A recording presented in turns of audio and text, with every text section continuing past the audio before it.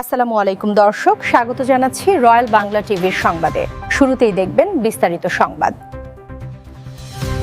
প্রতিটি অভিভাবকের দায়িত্ব সন্তানকে ছোটবেলা থেকে আদর্শ শিক্ষায় শিক্ষিত করা এবং তাকে মাদক ও অপরাধ সহ সব ধরনের অনৈতিক কর্মকাণ্ড থেকে দূরে রাখা। একই সঙ্গে আইন শৃঙ্খলা রক্ষায় পাড়া মহল্লায় সচেতনতা ও সামাজিক প্রতিরোধ গড়ে তোলা জরুরি। মাদকের বিরুদ্ধে জিরো টলারেন্স নীতির আলোকে সারা দেশে অপরাধ প্রতিরোধে কাজ চলছে।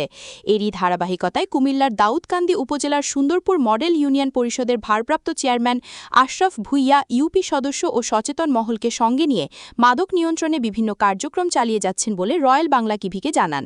তিনি বলেন, মাদকমুক্ত সমাজ গড়তে প্রশাসনের পাশাপাশি পরিবার ও সমাজের প্রতিটি মানুষের সম্মিলিত ভূমিকা অত্যন্ত গুরুত্বপূর্ণ।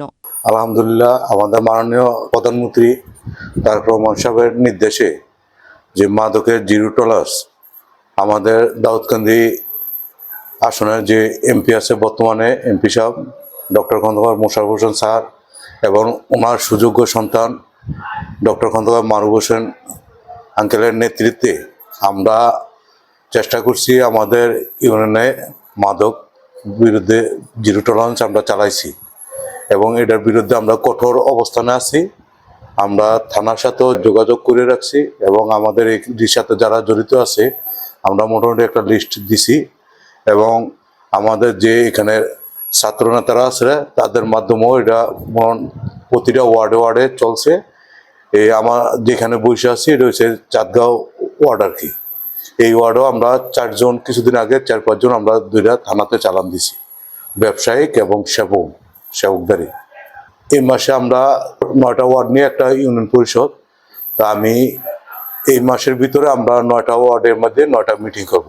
আমি গতকালকে আমার ইউনিয়ন পরিষদের সকল পরিষদের সদস্যদের সাথে আমি মিটিং করছি। মিটিং করে আমরা ডিসিশন নিয়েছি যে আমরা প্রতিটা ওয়ার্ডে একটা করে মিটিং করব।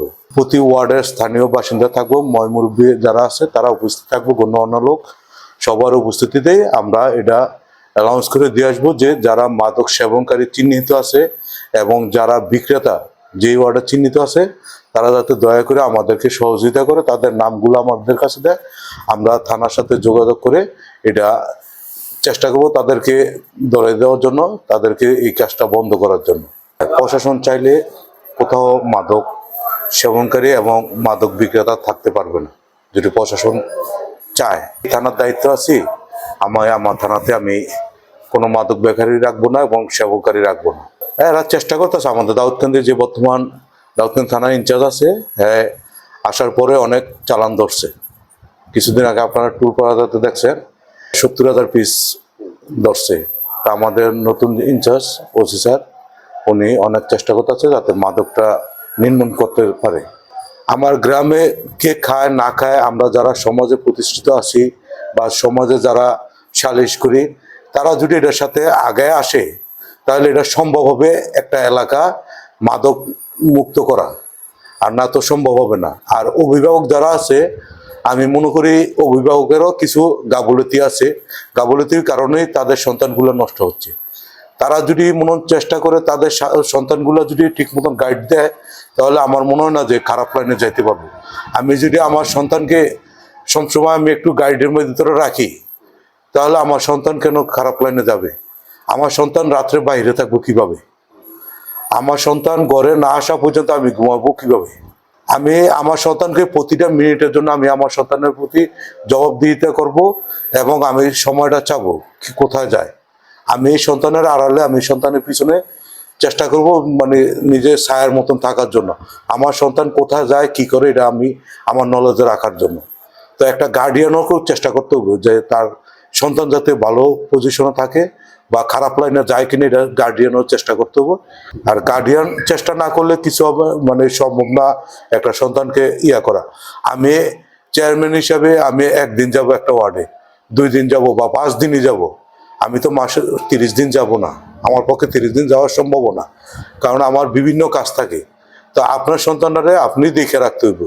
আর ওই গ্রাম, যে গ্রামের সুশীল সমাজ যারা আছে তারা যদি আগে না আসে তো এটা সম্ভব হবে না একটা সুন্দর সমাজ গড়ানো। সকলের সহযোগিতা আমি কামনা করি। সকলের সহযোগিতা করলে একটা সুন্দর ইউনিয়ন গড়বে এবং সুন্দর একটা দেশ গড়বে। আমার জায়গা থেকে যদি আমি ইউনিয়নটা সুন্দর রাখতে পারি, এরকম আমার মতো সবটা ইউনিয়নে সবাই চেষ্টা করবো ইউনিয়ন সুন্দর রাখার জন্য। তো সবাই যদি আমরা পাশে আসে দাঁড়াই, তাহলে আমরা সব সুন্দর দেশ গড়তে সম্ভব হবে।